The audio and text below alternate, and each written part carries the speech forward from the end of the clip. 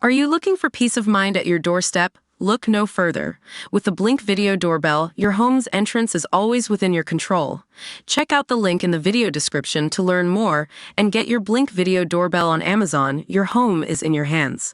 Sam Neill has given fans an update on his health after being diagnosed with stage 3 blood cancer. The Jurassic Park star, 76, told the Herald Sun on Thursday, he feels great to be alive after undergoing grueling treatment while filming his series The 12 in 2022. It just meant that every second week it was a case of forget about the weekend because that would be a bit grim, he said. But other than that, it's great to be alive and working and in beautiful places, like York. Sam revealed last year he found out he had cancer in 2022 during his first trip back to New Zealand after lockdowns made returning home to see his family virtually impossible for 2 years. His son Tim told Australian Story that his dad had been back in New Zealand for barely an hour when a doctor phoned with the awful news that he had cancer. When he hung the phone up and we sat down, and we had a little bit of a cry together. It was supposed to be a happy day. He didn't get to stay, Tim said.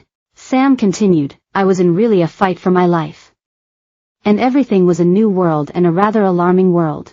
I had 3 or 4 months of reasonably conventional chemotherapies which are brutal. Tim went to visit his dad as he underwent chemotherapy and was horrified when he saw how weak he was. I was shocked, and I broke down and I could barely hug him. He was just, bones and skin. And then he was giving me a hard time for being upset about it and saying I was stressing him out. But I was going, what are you talking about, Dad? Just when they thought Sam's health might be improving, he received even worse news. The cancer was back and it was more serious this time.